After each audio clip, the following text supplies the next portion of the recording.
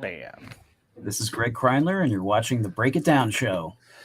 It's really, really, really cool, you guys. I love it. I get to do really dope things with dope people, and you guys are both awesome. I love baseball. I've got a baseball hat on right now. I specifically stayed up to get this 3 a.m. last night to hold up my end of the artistic endeavor, and I wrote about Ohtani and MVPs, and is he the MVP? So I wanted to be able to say I do artistic things. I've got Graig here, and Graig is just. I mean, if you have to go look at all his art. If you like baseball at all, you have to go look at his art. He does, and correct if I'm wrong, Graig, you do primarily oil on canvas kind of painting? Yes. Okay. And it's remarkable what he does. And then this guy over here was on my show about 2 weeks ago with Ned Coletti. This is David Hobrecht. He also does a lot of sports themed and especially baseball themed art. That's one of his works behind him. And he works in charcoal primarily. And so I thought, what a great thing to do to have these two dudes who I don't think you guys have met, but have the chance to change notes and talk about the art of baseball art, because I think it's so neat what you guys do. And somewhere around here, I've got my baseball art book. I'm going to hold that up for Dave's benefit, and for sure plug all of Graig's stuff. So I'll be putting up links, but let's get this conversation started. I guess, Dave, I'll put you on the spot. Why don't you ask Graig a question? And then I'm going to do my job of putting up links, and everybody has to go follow these guys. Their work is incredible. If you have anybody in your life who loves baseball, they're going to love this work. Okay, so Dave, get us going. Okay, ask him a question.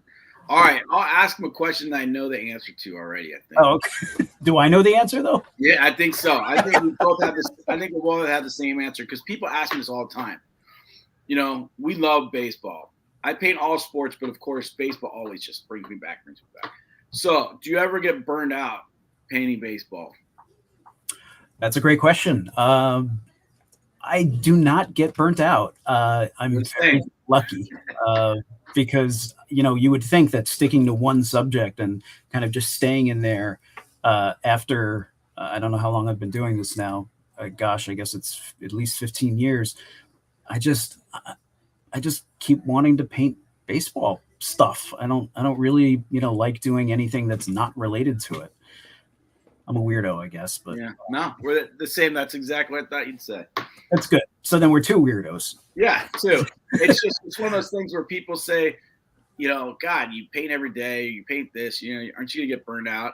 And the only thing there's an artist across the street from me, and his brother gave me some good advice, when I first started in the art business. It was like, paint what you love and you won't get burned out. And if you start taking commissions of stuff you don't like, and I've done it, early in the career for some cash, right?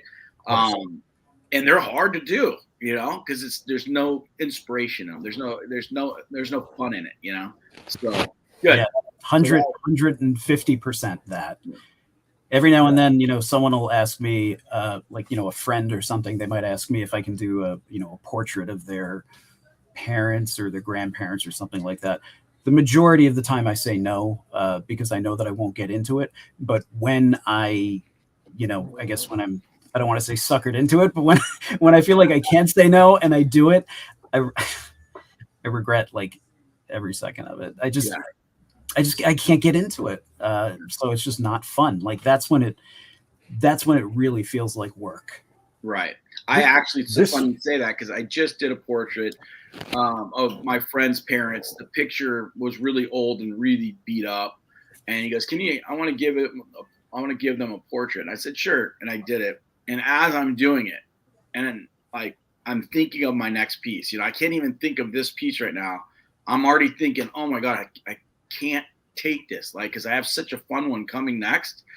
And then I just bully through it just to get it over with, and of course you want it. It's your friend, so you make it great, Right. But it's excruciating. Yeah.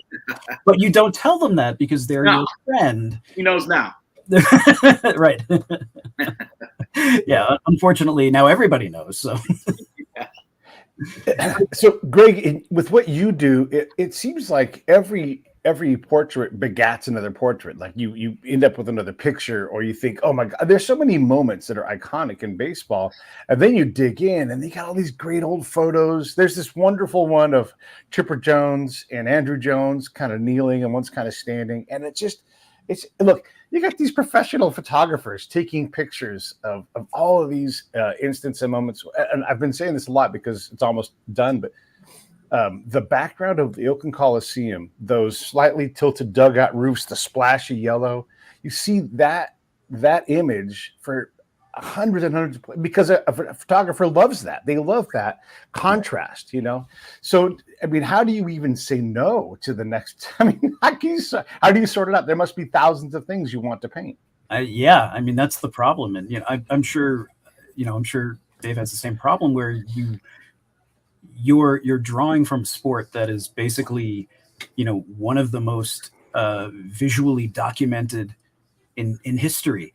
And you have everything at your fingertips now. I mean, especially with the internet, you know, not even just talking about places like Getty and AP, but, you know, you're talking about collectors who, you know, have imagery that are not part of those huge collections. You can have, you know, the Hall of Fame help you out. You have various universities who have, you know, these archived collections that, you know, that haven't been digitized that you randomly, you know, happen upon.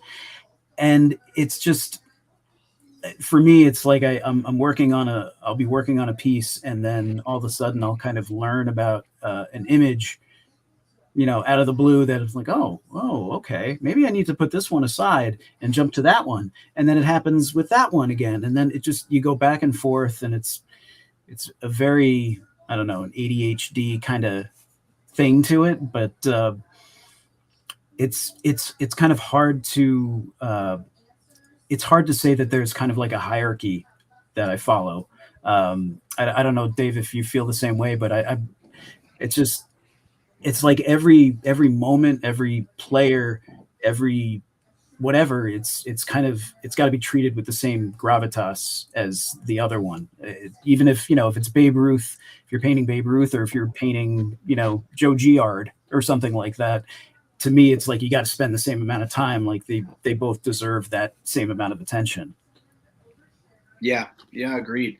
And there's just, you know, from the past until now, and then of course every single day, we just get more moments thrown at us, right? That we can document, you know, and we want to document these through art, and maybe, you know, tell the stories that people want to see. And, you know, I love it because we tell these stories. We love these stories. We want to show these people. And then when a customer invites us into their home by purchasing one of our pieces of art, it's unbelievable. So yeah, so whoever you paint, whatever you paint, you know, it's going to be somewhere, and you want to make sure you put in, you know, the 100% of your effort, no cutting corners. And I have people get mad at me because I'm a slow painter. And they get so upset, like, when's my stuff done? And then when you deliver it, then they're happy again. But it's like, you can't let it go. And I know I know your work. I see your work, and you're the exact same. As every single section, every little background, everything has to be done right. Or I don't know about you, Greg, but it drives me crazy sometimes, you know? Oh yeah. So yeah, that's the kind of stuff that keeps me up at night. I mean, among other things like my children and my dog, but yeah, it's everything has to be right. And it doesn't mean that everything has to be, doesn't mean that everything has to be kind of finished and realized in the same way, but it just has to be right. You know, this person has to look like this person, you know, this ballpark, this area of the ballpark has to look like that area of the ballpark. You know, for me, it's like, it has to look like it did on that specific day, as far as I know. I mean, I feel like it's kind of like the moment and the history of the game kind of calls for that. I mean, especially the fans call for stuff like that because, you know, as a baseball fan, we're pretty anal about most things. So I kind of feel like we always have to put 100% into whatever it is we're doing, and just make sure that everything looks right. If that's what you're going for, that is. Yeah. I want to pop in the main screen here for a second to show a picture. This is from Dave and Ned's book. Yeah. One of the things that, I don't know how well you guys can see that, there's a glare on there, but one of the things that Dave gets to do, and I'm asking this because there is contrast between what you guys do. And by the way, I love it. I've got a project. I'm going to plug myself here for a second. I'm working on a project. We're going to tell the story of Felipe Alou, and it's great. I mean, you've the first Dominican player. He's like this. He's a monster in the civil rights area. Like he writes a treatise on like, hey, we're Latin American players. We're not white, we're not black. We're not from here. You have to treat us differently. A lot of us live under dictators. It's just powerful, powerful story, right? But there's not that many images of him from that era. And so I might have to go to Dave's. Well, I want to go to Dave. I'm going to get budget and go to Dave's well and be like, Dave, I need you to create something. I can say to Dave, take, this fabricated picture that you make here where you put Time of the Sword and Walter Alston and Ron Say and Adrian Bell all in the same picture in the Coliseum. This thing never happened. And use your imagination and create this thing for me. Maybe we're on an island and we build a ballpark in the Dominican and it's Felipe hitting a laser beam towards a papaya tree somewhere, whatever. And then on the other side, Greg, what you do with the portraits, I mean, you take these images, and I think it's probably most powerful with the older guys that we haven't seen or never will have any kind of video of these guys or the Negro League players. And, we're all mystified by the Japanese leagues and all these early leagues, the early Dominican days when there wasn't professionals going to America all the time. And you're able to reanimate these people on a two-dimensional, it blows me away, man, a two-dimensional piece of artwork. So I want you guys to talk about how your creativity feeds this realization of a dream, right? I mean, I'm going to write something about this guy, June Green, who played baseball in the early part of the 1900s. No one may ever write about this guy again. He's not a primary player. He's barely in the major leagues. But as soon as I start typing, I'll bring him alive a little bit. And then maybe he'll never, ever, ever get that treatment again. And you guys are doing something similar. So please, Dave, start. And then, Greg, you follow up. Well, what I like about Greg, too, is, artists look at tons of art. We're always looking at different things. And the one thing I respect a lot are colorists, right? Are people that can take an image, recolor it whatever they want, color it themselves. And what Greg does is taking black and white photos or photos that weren't in color and bringing them so vibrant like they were playing today.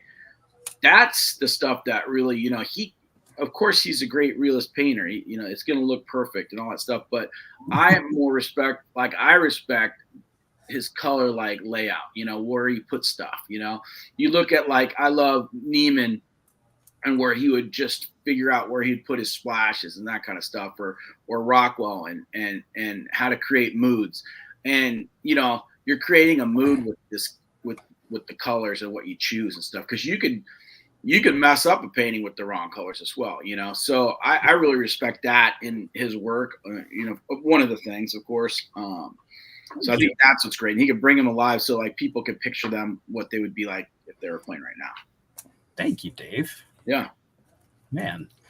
I've always looked at your work and have loved, your mastery of values and your ability to, I think you do the same. It's weird because when I see your work, I actually do see it in color. Which is interesting because you kind of, with just, the black and white tonality, you're kind of able to give that impression, at least to me.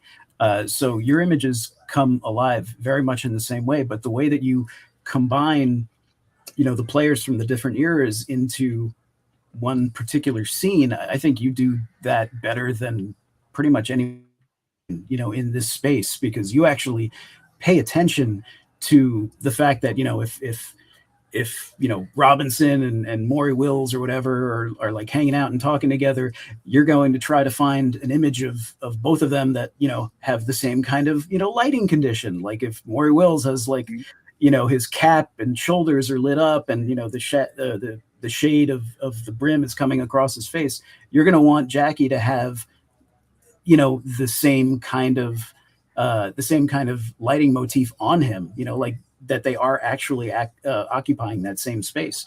And that's incredibly hard to do. I don't think people really understand that it's not just saying, okay, I'm going to put Jackie here, Maury Willis here. It's no, you got to make it work.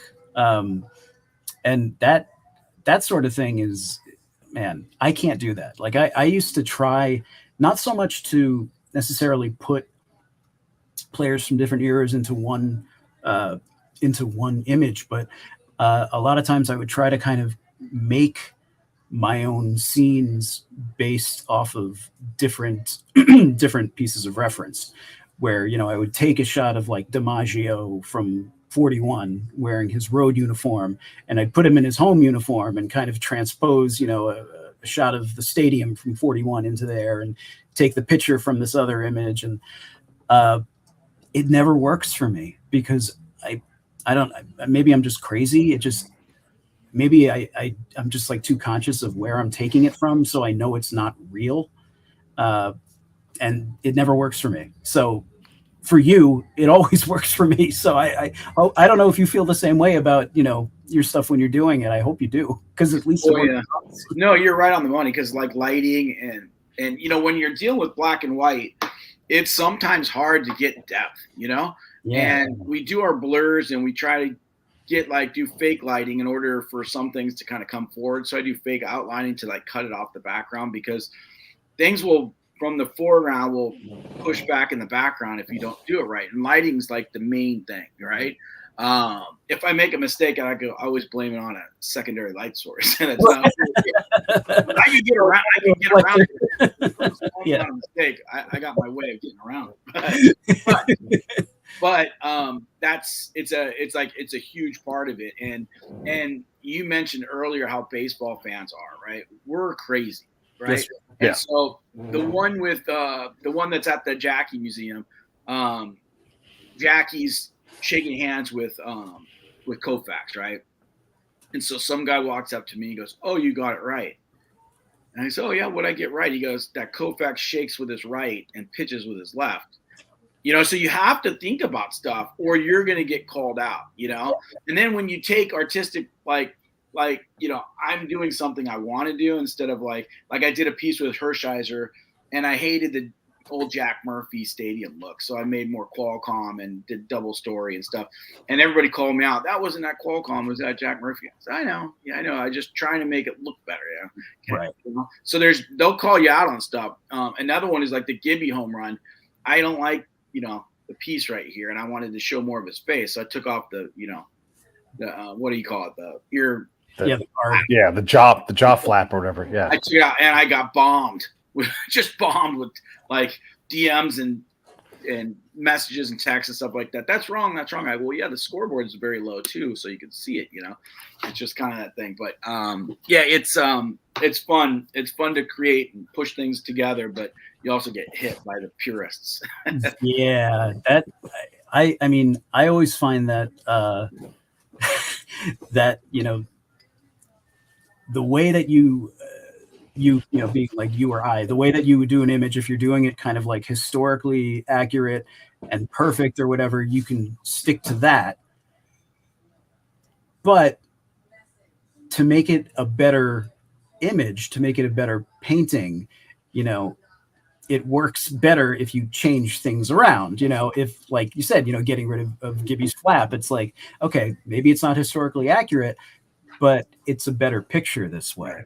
And, you know, sometimes it's hard to figure out which one you want to side with.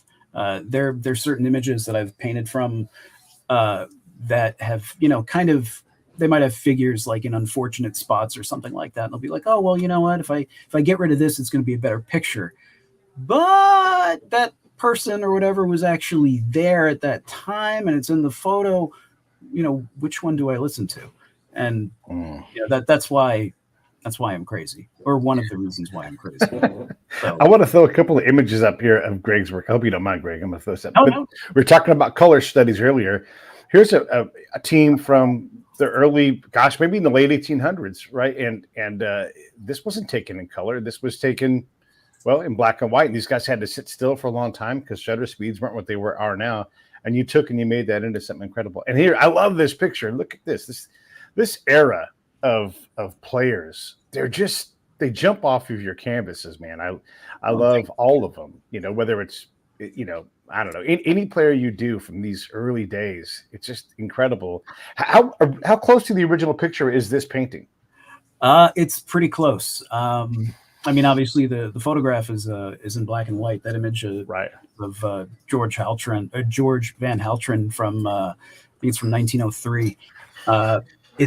It's a little bit. The background is of West Side Park in Chicago, and I didn't necessarily change it, but I tried to kind of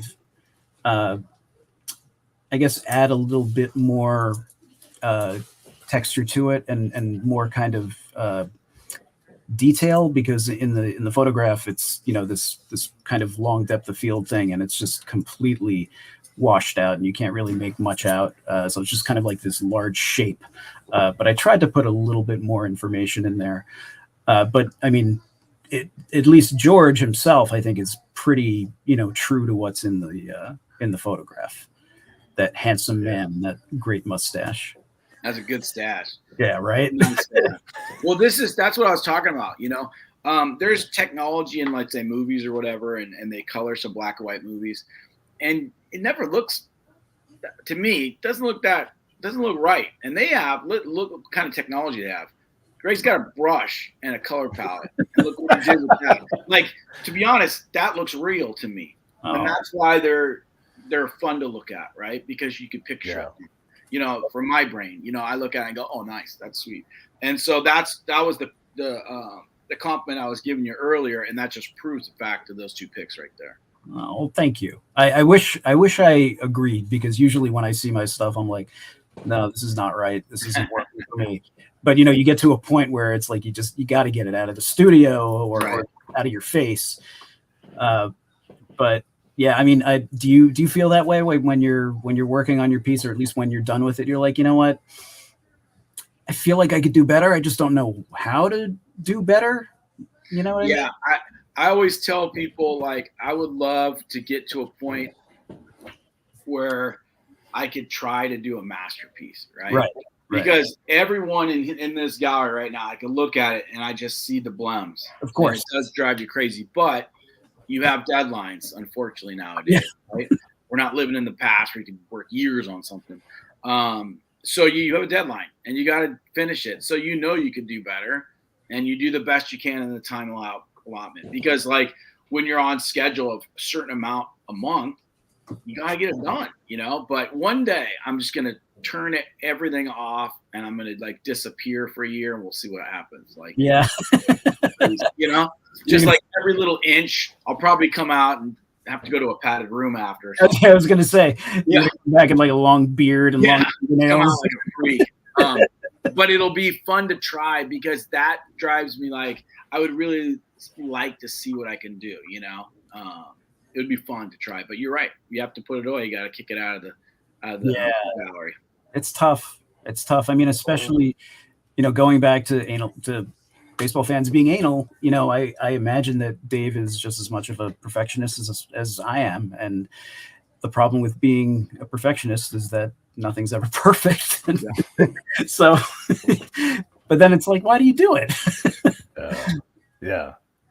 So my grandfather grew up in Inglewood at the same time that Dottie Wiltz was pioneering baseball playing, right? And I'd love to get something that kind of captures that. So is that more of a Dave project or a Greg project? Because look, I don't know that there's a picture that survives of the two of them together, but they for sure signed each other's yearbooks, because I've seen that, and that's amazing. Like, you have these moments. My grandpa was a fantastic athlete. I think between high school and his junior college years, he won like 16 letters in like 7 sports. This guy played some sports, but so did Dottie, right? And back then, the girls didn't really even have teams. It's like girls' sports exhibition day kind of thing. Right. But she was a badass. What are your guys' thoughts on creating something like that? I mean, I know, Greg, you like to have a photo, but could you take 2 photos and make something from that, or is that still just too far away for you? I mean, I probably could. I'm not going to lie. I think that it would not be as good as what Dave would do. I feel like, I would get so caught up in trying to make it look, I guess, or trying to convince myself as I'm painting it or whatever that it's real. And I don't know if I'd ever be able to. But I don't know. Maybe I could do it. It's like one of those things where I would look for, an image of her, and maybe it can match up with this image of him, And if that doesn't work, it's like, all right, well, I got to hire a model. I'm like, okay, well, this model probably didn't look exactly like him, or it's not the same body or whatever. And I might be able to like pull off the illusion to maybe you or to someone else looking at it. But in the back of my head, I'll know that, oh, well, that's a different body. That's a different head. And that stuff like that drives me crazy. So I don't know. I feel like he might be better for that sort of thing than I would. Yeah, and then I go to David. I can say, oh, by the way, Jackie Robinson. Their schools played each other, but I don't think my grandfather and Jackie ever shared a field. But they were both fantastic at football. And you can put on Betty White was a cheerleader probably at Beverly Hills High School, and they for sure played each other. That's sure awesome. Were in the same gym, you know. It's all of a sudden Dave's like, let me see here. I know. All of a sudden you just start thinking some brains. I was talking to someone yesterday about one, and I'm like, oh yeah, I could see that, you know. But it's right. Like one of your paintings that I love that's on your site, Greg, is the team piece. When you do a team piece, you know. Like the old baseball cards, it drives you crazy. Like I did one and I had to do different, you know, I did the all-time Dodgers, right? Right. Like getting body types and heights and all that stuff. And I missed one that Coletti goes, oh, that's too small. You're going to have to bump him up 2 inches. And I'm like, I can't, you know, I can't, you know, so one thing about the charcoal and pastel is it's like kind of a tattoo. Right. Once you lay it down, you're done, you know, especially the darks. You could lighten it up a little bit, but you're not going to take a whole face off or raise a guy up. So there's a lot of studying that has to go on beforehand. So you could get that to make sure it's right, you know, because the body type things are tough, you know, to get it where it looks like the person, especially if you're not using an image. So if you're making it up, you better get your stuff, you know, researched right. So. Yeah, I mean, it's a very unforgiving medium. It's kind of like watercolor in that sense, where you put something down and it's down there forever. I mean, you can, not that you can erase it, but you can try to kind of get rid of it partially, but it's kind of like the mark is always there. Yeah. Which, you know, for people in our position is not good. There's nothing we can do about that. Not at all. Yeah. Yeah, I did this piece. It's a huge piece. I don't know why I left this to the last thing I was going to do. So it was a piece with Tony Hawk, a skateboarding piece. And there's a backyard pool scene where guys in a pool, and then behind the trees is two electric poles, and there was a electric wire going across. I have the whole thing done. It's a big piece too. This is like 70 by, I don't know, 40 something vertical. Big piece. And the last thing I do is the wire, right? So I'm like, all right, let me do this wire, and it's done. I'm so excited about it. And I just go like this and stumble a little bit, and I grind it down this way. And what happens is I didn't use it. There's different like forms of charcoal. Like when I do a line, I use a pencil instead of a brush. Mm-hmm. All the 80% of the paintings are brushwork, but then you have to do some pencil work. So in charcoal, there's like different like soft, medium, hard, you know. And this one was going to be a straight line, so I needed a hard one. But if you do a hard line and you go push down too far, it also could put like a little like groove into your canvas or paper, so you can't get it off. You can't even get anything over it. And I just got up and I just left, and I walked for like 2 hours. I was so in my head. I was so upset, and I didn't come back for like 2 hours, maybe even more. I just sat there. I just sat in like random spots. I was so mad at myself for doing that. But that's like the problem with the media I use is mistakes. You gotta be careful with those things. Yeah, I mean, I've had similar things where you make some kind of mistake, and you only kind of realize it when you're, I don't know, 95% into the painting or into the artwork or whatever. And at that point, it's like you take the L, you know, you fume about it. I'll get so pissed off. I'll go for a walk also, you know, probably like lock myself in the bathroom and cry or something like that. You know, when I'm not crying about other things. But it's hard. Here's a question on yours. With that in mind, how many unfinished paintings that you're going to finish do you have? Oh man. I have a lot. It's kind of tough to tell. I couldn't really show you, I guess, because I'm on a desktop, but I've got a lot. I mean, I'm grateful in that I have a lot of commission work going on. So, there's definitely stuff on that end that needs to be worked on and eventually. Well, what about stuff that you've messed up on that you're like, I'll put it to the side? Oh, oh God. That's the stuff I want to know about. Like, where you're like, oh my God, I can't deal with this right now. Oh I'm God. over there right now. There are a lot. And you know what? Sometimes it's not even because of like a mess up. It just might be because I've used up all of the brain power that I can to like focus on that piece. So it's like, I got to put it aside. I mean, in the studio, in my room, I've got to say there are at least like 30 or 40. Wow. A lot of them are smaller though, so I can like, stack them on one another. But yeah, a lot of them just kind of put aside and I'm like, okay, that's a problem for future Greg. And future becomes like years down the line. Yeah. I wanted to put up a couple more images, one from each of your guys' work, and I want to discuss these things. So one of the questions, look at how gorgeous this is, everybody. I mean, just wow. This is a fantastic painting. Yeah. And so when someone, I mean, it's really, seriously, Greg, this is incredible. Well, the shadowing, the ads, the whole thing is like there's dirt flying up from the torque, from the runner leaf. It's amazing.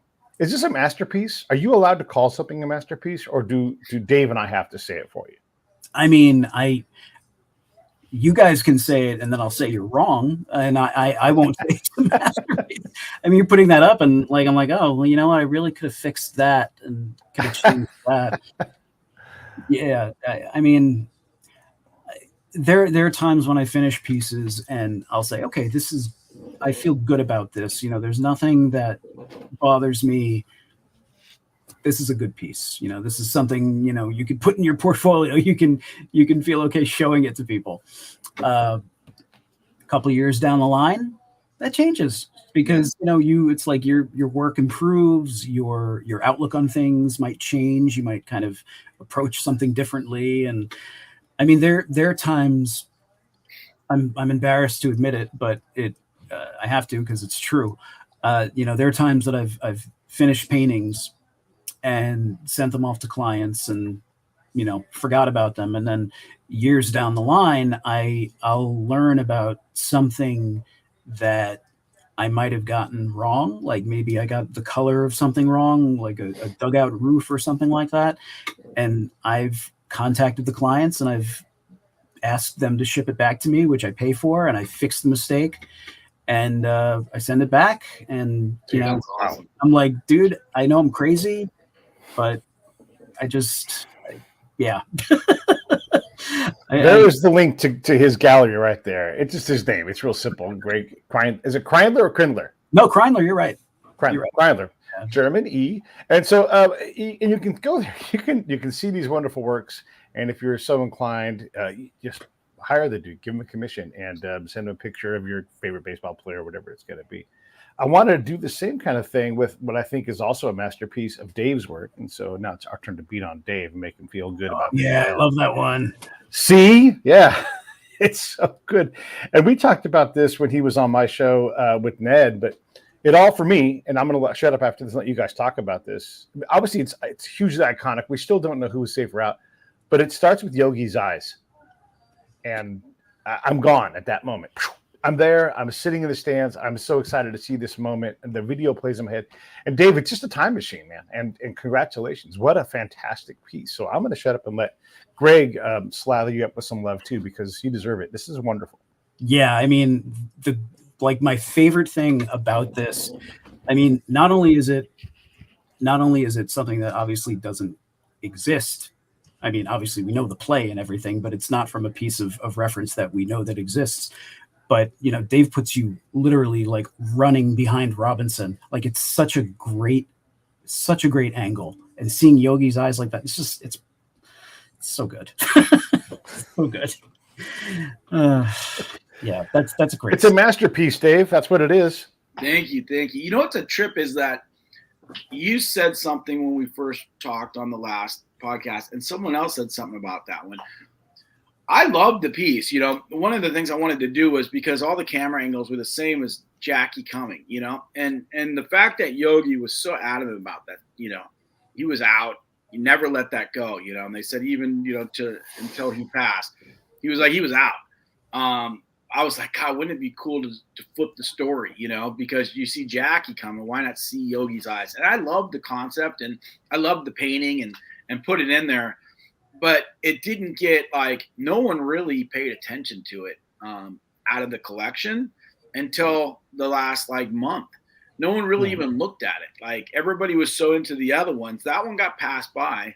And I was so excited because my whole focus, which I love, and Greg, you know this, we try to put, you know, viewers, we try to make them look at one thing first and then kind of cruise around, right? Yeah. And I'm like, I wanted 42 in there, by the way. And then I wanted Yogi's face, his here he comes kind of thing, and I got him. And I'm so excited that you brought that up and someone else brought it up too, because I did like that piece, you know. I wouldn't call it a masterpiece, but I'd definitely call it a fun, little different story, you know, than what's out there. So thank you for noticing. Yeah, that's great. I mean, and what's great is that you're conscious of the fact that you are kind of controlling, you know, the viewer's eyes, and it's you take them where you want them to go. Yeah. I wish I had the abilities to do that. The stuff that I do, you know, it's really based off of specific photographs. So it's in a way, I'm kind of just at the mercy of the wonderful photographer that I've, you know, licensed the image from or whatever. But I think you're able to really create something that's a lot more engaging, if that makes sense. I think you're kind of able to create something that people participate with more, which is that's really awesome. It's a really cool power to have. Thank you so much. You guys really got to go check out, and I'm going to put Dave's website up there. Just go there, and you'll be good with everything. And take a look. If you're in Laguna, go to his studio. Bother Dave. Go on. I paint right outside, and I paint at home, depending on the size of the piece, you know. Today I'm doing a new piece outside, so it's kind of fun. It's on the second book. So, yeah, working on that. So, yeah, just another Groundhog Day. Yeah. Yeah. But a great day to experience, right? Yep, definitely. You get to do something you love and you know, hopefully get paid for it. Yeah. I know we're going to run out of time with you, Greg, so I want to make sure I give Dave another crack at asking you a question, because I've taken up a lot of time too. So, Dave, do you have anything teed up that you want to ask Greg that we haven't already talked about? Let's see. There's a bunch of stuff, because I've seen his work, you know, and stuff like that, you know, for a long time. And, you know, he's gone over a lot of it, you know. I do trip out on color. Just to let you know, that's why I'm so into it. I've got odd eyes for color. So when I see, you know, people placing it right. So I went over there, you know, here's a good one, because I have got pushed away for it. You paint baseball. Besides that, do you have another sport you like to paint here and there, or do you just stick with what you want to do and you have so many more to do, you want to stay with baseball? It's mostly me wanting to stay with baseball. The only other sport that I really kind of vibe with is basketball. And it's, you know, it's definitely the, I don't want to say it's the redheaded stepchild of baseball, but I definitely 9 times out of 10, maybe 19 times out of 20, I would rather do a baseball painting, just to kind of keep diving into, you know, really obscure stuff that nobody cares about, or, you know, maybe 3 people care about. But at the same time, you know, I would love to paint some stuff from basketball history. Probably from, like maybe the beginnings of the organized sport up to like maybe 2000, because that's kind of like when my fandom, leaves. I think by then, the Knicks were starting on a precipitous downfall, and I kind of, I guess I just lost interest after a little while. Yeah. They had a few really great years, and were stopped by MJ most of the time. But yeah, those. What as a follow-up, what hooked you into baseball? Did you play as a kid? Did you go to a pile of games? Like, what got you hooked? You know what? I mean, I played as a kid. I played poorly as a kid. My dad, he's a big Yankee fan, and my brother, big Yankee fan. And when the two of us were young, it's kind of like, he'd sit us down on like the proverbial knee and kind of talk about the players that he watched when he was growing up. So people like Mickey Mantle and Yogi Berra were always very, realistic and lucid, like just as important to me as, Don Mattingly and Dave Winfield. And for whatever reason, I don't know what happened. Like, I think in the early 90s, HBO had a series of specials called When It Was a Game. I love those. Yeah, those, like, They're I think still on YouTube. They're the best. they're the best. And I think I saw them at the right time, and actually just seeing the people that my dad talked about, like, in color. Yeah. I think it broke something in my head, and we're like, oh my God, yeah, these guys were alive, and like they inhabited the same space as we did. They were in color, they didn't play in black and white. And something there was just, it was planted and eventually grew, and it hasn't stopped growing since then. So maybe that's the moment that things really took shape for me. Yeah. Is there an era for either of you that you guys are just hooked to? Like, certain images come out, like I think about Reggie twisting himself up in the batter's box. Oh yeah. Wonderful. Pete Rose flying into third base. These things just jump out at you. But there's also like the satin starter jacket era, that satin with the lights. It's gorgeous, right? Like the A's dugouts. They're just gorgeous. Are there certain things or eras that pop out for you, Greg, and then we'll go to Dave after that. That way, and Greg, if you got to go at some point, you just pop out, and Dave and I'll wrap it up. But, yeah, no, I just have I got to go in like 5 minutes. But I mean, I personally, I think I love the dead ball era, but I find something fun in any era. I mean, whether it's a uniform thing, a ballpark thing, just the way a person looks. Doesn't matter. It's kind of like if it's baseball and it's, I don't even have to say that if it's on a professional level, just if it's baseball, I guess. And if it's a nice image, if there's a narrative in the image, or if it's something that I feel like I can maybe do something to and augment, then I'm probably going to be attracted to it in some way. Yeah. Yeah, for me, it's similar. For me, the history is big. I love it. Like, you go to some of the museums, the Negro Leagues Museum, the Hall of Fame, and Jackie, and you can sit there and your family will be wanting to leave after like an hour and a half, 2 hours, and you're just started. You're like on the second section, Yeah. There's something about the information I just devour. It's just like stats growing up, baseball cards, there's just something about it that gets you where it makes you look, even if you're so busy, you just roll real quick to stats, who hit what, who hit that. I don't know what it is. It just seems odd that you would do that, as a grown man. Like, it's a kid's game, but you do. It's just, the memories and stuff. So like mine were great when, you have the Angels hat on today, right? So we had tickets to the Angels for season tickets for like 9 years. My dad got them for us, and we always got to bring a friend and go into the ballpark and kind of stuff like that. I loved it. So I don't even think there's one section I like the most. I think it's the whole thing, from the history to when I was a kid to now watching Shohei and these Dodgers and our ownership that wants to win, which is exciting. That's a good thing. When I switched from Angels, unfortunately, oh man, the 82 or whatever, an 85 or 86, it was beating you down. And then all of a sudden, my brother-in-law was a Dodger fan. He's like, "Come up see a game with us." And then next thing you know, there's 88.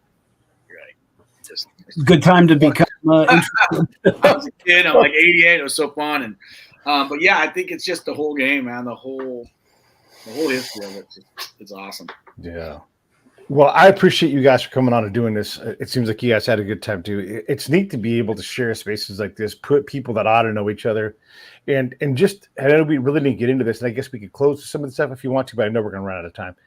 I dig that you guys take time to go back and really give service to the Black players, to the early Latin players, all these guys that were passed over quite often, and maybe there wasn't an image taken of them when there should have been. And so I appreciate you guys also taking time to do that. That piece that you do with Nuke, Dave, Nuke, and MLK and Jackie. I mean, that's a cool piece. Oh my God, and it just makes me emotional thinking about like what baseball has meant to people and how it has helped us all. So I appreciate both you guys for doing these kinds of things and going back and Bob Kendrick. Who doesn't want to go meet Bob Kendrick and hand him a portrait? He's the guy's the coolest dude, But baseball's so progressive. It's like we talk about it, and like, although there was the time where blacks couldn't be in Major League Baseball, but they broke the color barrier, and MLK said, well, he couldn't have done what he did unless Jackie did what he did. So if you look at inclusiveness in baseball, and yeah, everything's slow to certain things, right? But yet all of a sudden it changes, and baseball's like ahead of our country in certain ways of inclusiveness. And we care about if you can run and hit, throw, and color of the skin just seems ridiculous to judge someone on, and it's I think our duty to be able to then, if we're looked at as we're documenting history, Graig's documenting history, and if we're supposed to do that, and we're here to do that. We're not here to like sell. We're here to document history. And if we're going to do that, we got to do it right. And we got to tell the story. And the one thing, like speaking of Bob, we talk about it in this. One thing I want to tell too is they love that league, the Negro League. They love their league. And there's tons of stories, because you always talk about the racist part, right? And crossing the color barrier. But what about the great times over there that they had? And all these great moments they shared, that, going to the Negro Leagues Museum, you feel that, and then you hear Bob talk about it, and it's awesome. Those need to be documented more too. That field of legends too is crazy. Yes. How powerful that. Very cool.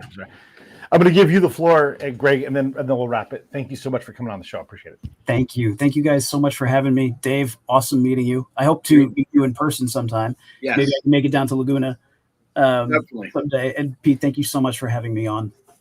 Really appreciate it. Yeah, no worries.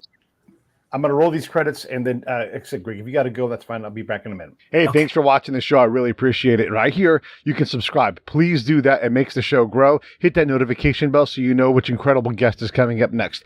Down below is the PayPal link. You can put a small subscription in. That is an enormous help. All that money goes right back into the show. And then right up over here are the next episodes you should listen to, curated by yours truly. Thank you